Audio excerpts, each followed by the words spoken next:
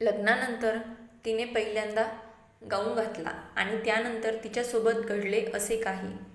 "अगं शीतल, अजून चहा झालाच नाही का? किती वेळ वाट पाहू मी?" सोफ्यावर बसून टी व्ही पाहत असलेल्या सासूबाई त्यांच्या सुनेला शीतलला म्हणाल्या. "आणतेच आहे आई," शीतल म्हणाली आणि चहाचं कप घेऊन येऊ लागली. ती स्वयंपाकघरातून बाहेर निघणार इतक्यात तिची 3 वर्षाची मुलगी इशू बाहेरून खेळून आली आणि पाणी प्यायचे म्हणून सरळ स्वयंपाकघरात शिरली. पण घाईघाईने चहाचा कप घेऊन बाहेर येत असणाऱ्या शीतलची आणि तिची टक्कर झाली अन गरम गरम चहाचा कप शीतलच्या अंगावर पडला आणि शीतल वेदनेने जोरात किंचाळली.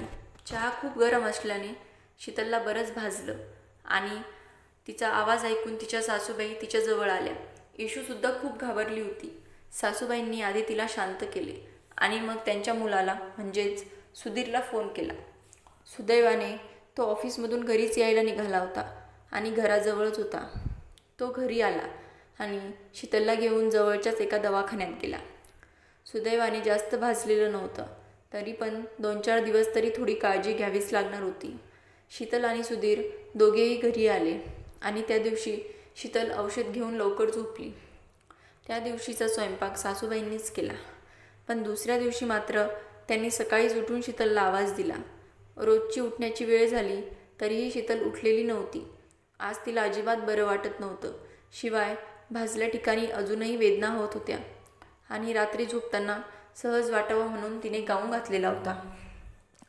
लग्न होऊन सासरी येताना तिने 2 गाऊन सोबत आणलेले होते. हा त्यातीलच एक होता.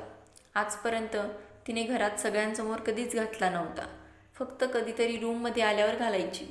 पण आज परिस्थिती जरा वेगळी होती. तिला भाजले होते आणि तिथे अजूनही वेदना होत होती.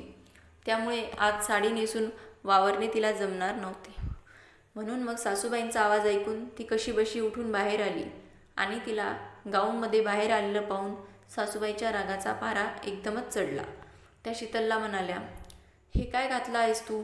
तुला माहिती आहे ना असे कपडे घातलेले मला चालत नाही. तुझे सासरे पाहतील तर काय म्हणतील?" "पण आई, मला भाजलंय आणि त्रास पण होतोय.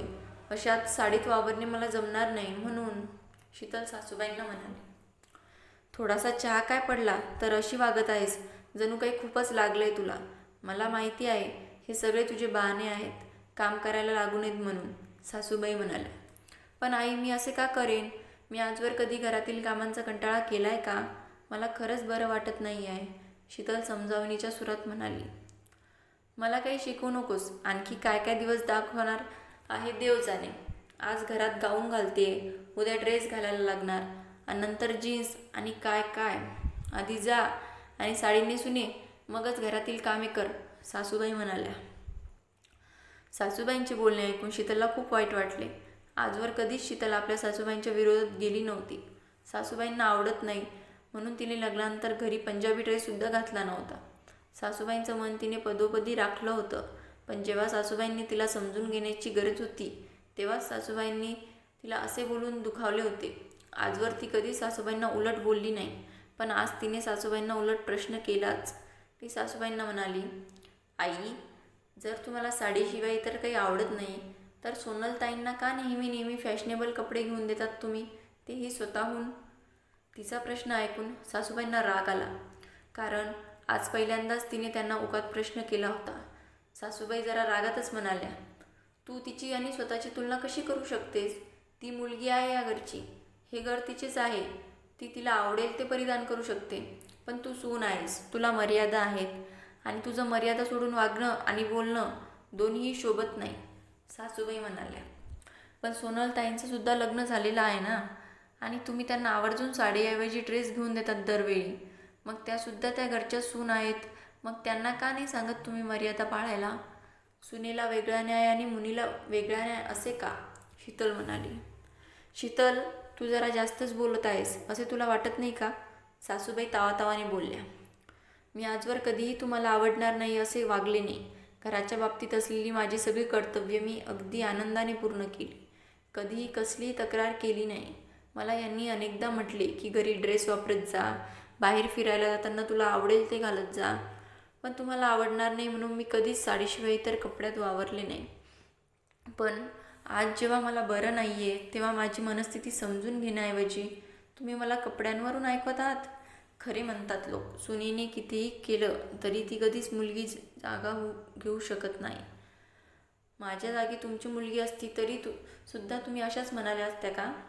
शीतल आज मनापासून बोलत होती. शीतलचे बोलणे ऐकून एरवी कधीही तोंडाचा पट्टा शांत न होणाऱ्या तिच्या सासूबाईसुद्धा क्षणभर गप्प बसल्या आणि विचार करू लागल्या. इतक्यात मगापासून या दोघींचा संवाद ऐकणारा शीतल बरोबर बोलत आहे. आई, मी अनेकदा तिला म्हणालो की तुझ्या आवडीचे कपडे घालत जा, आई काय म्हणेल याची काळजी करू नको. पण शीतलने नेहमीच तुझ्या आवडीनिवडींचा मान ठेवला. तिने या घराला पूर्णपणे आपलेसे केले. पण तू मात्र तिला दुसऱ्यांच्या घरातून आलेली लेक याच दृष्टिकोनाने पाहिलेस. लग्न झाल्यावर मुलींनी का पूर्णपणे स्वतःला बदलायचे?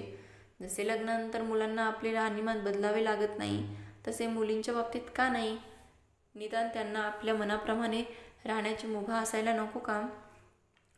मुलींच्या बाबतीत आई नेहमी हळवी होते, पण ती जेव्हा सुनेची गोष्ट असते तेव्हा मात्र मान मर्यादा यांचे काटेकोरपणे पालन व्हायला हवे असते. मुलांच्या बाबतीत आधुनिक बदल स्वीकार करणारी आई सून घरात येताच एकदम पारंपरिक सासू बनते असे का? शीतलच्या बोलण्याने आधीच विचारात पडलेल्या सासूबाईंना सुधीरच्या बोलण्याने स्वतःची चूक लक्षात आली. त्यांच्या मुलीच्या लग्नानंतर त्यांनी स्वतः तिला सांगितले होते की लग्नाआधी जशी राहायची तशीच राहत जा. उलट त्या स्वतःच आवर्जून तिला साडीऐवजी ड्रेस घेऊन द्यायच्या. पण शीतल सून बनून येताच तिच्या बाबतीत त्यांनी कडक निर्बंध घातले. शीतलने सुद्धा कधी विरोध केला नाही. तिच्या जागी एखादी दुसरी असती तर तिने कधीच ऐकून घेतले नसते. पण शीतल मुळातच स्वभावाने खूप शांत होती, कधीच त्यांच्या विरोधात वागली नव्हती आणि नकळत का होईना तिच्या या चांगल्या स्वभावाचा त्यांनी फायदाच घेतला होता. पण आज जेव्हा त्यांना स्वतःची चूक कळली तेव्हा मात्र त्यांनी स्वतःची चूक कबूल करायला वेळ लावला नाही. त्या शीतलला म्हणाल्या, मला खरंच माफ कर शीतल. सूनसुद्धा कुणाची तरी लेकच असते हे विसरले होते मी. खरं सांगायचं म्हणजे तुझ्या जागी सोनल असती तर मी तिला 2-3 दिवस आराम करायला सांगितलं असतं. पण तुझ्या बाबतीत मी फारच अविचाराने वागत आले आहेत. आज जर तू मला याची जाणीव करून दिली नसतीस तर कदाचित मला हे कळलेच नसते.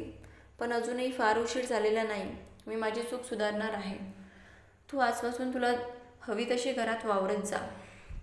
तुला आवडतील तसे कपडे वापरत जा. ही तुझी खाष्ट सासू यापुढे स्वतःमध्ये बदल घडवून आणणार आहे. आणि आता खोलीत जाऊन आराम कर. आजचा स्वयंपाक मी करणार आहे, सासूबाई म्हणाल्या. हे काय बोलता आई? माझं बोलणं मनावर नका घेऊ प्लीज. मी कशी काय तुम्हाला उलट बोलले हे माझ्यासुद्धा लक्षात येत नाही आहे. माझं खरंच चुकलं, शीतल जरा घाबरूनच म्हणाली. तुझं काहीच चुकलं नाही बाळा. उलट तू आज माझे डोळे उघडलेस. आणि आता जास्त विचार नकोस करू. रूममध्ये जा आणि आराम कर. मी चहा घेऊन येते तुझ्यासाठी. आणि आता नीट पकडशील चहा, नाहीतर पुन्हा सांडवशील, सासूबाई म्हणाल्या.